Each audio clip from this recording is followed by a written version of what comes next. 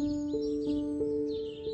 is the summary of the story The Portrait of a Lady by Kushwant Singh. The author remembers his grandmother as an old lady like anyone's grandmother. He believes her to be eternally old and finds it extremely hard to accept that she was once young or that she played games as a child. As far back as his memories went, she was fat, short, and had wrinkles all over her face. She walked around the house with a slight stoop, praying soundlessly with a rosary in her hand. She always wore white and as was as peaceful and calm a sight as snow-covered mountains in winter. The author declares that though his grandmother was never pretty, she was definitely beautiful.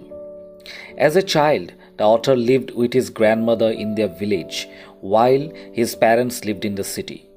His grandmother used to dress him up, give him breakfast, and also drop him to the village school every day.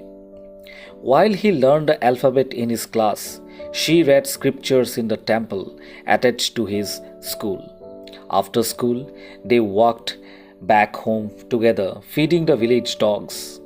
Things, however, began to change when the author's parents brought them to live in the city.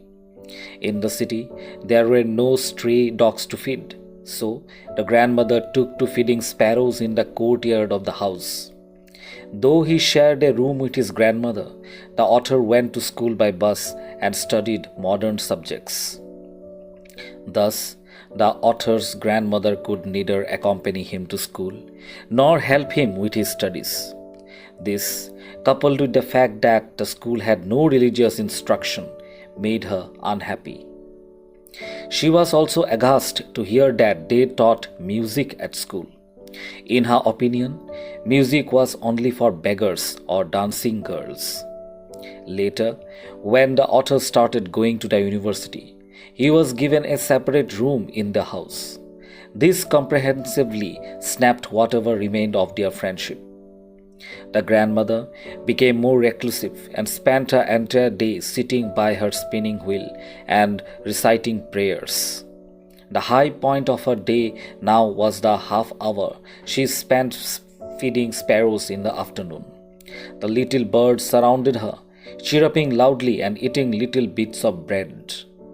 After his university education, the author went abroad for his higher studies.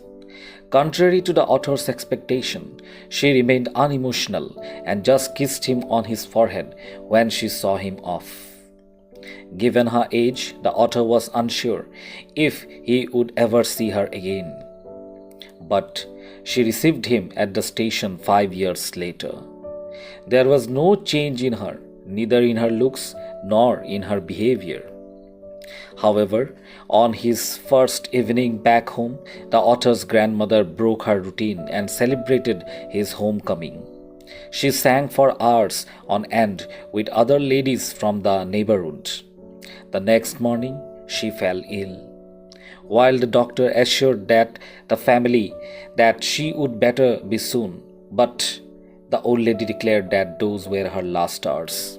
She refused to talk to anyone and demanded that she be left alone to pray. As she lay in bed, praying inaudibly as always, she passed away.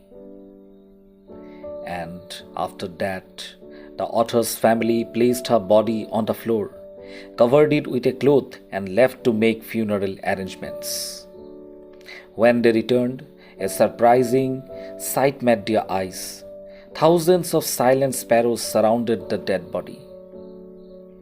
They took no notice of the breadcrumbs that the author's mother scattered on the floor and flew away just as quietly as they sat once the body was taken away for the last rites.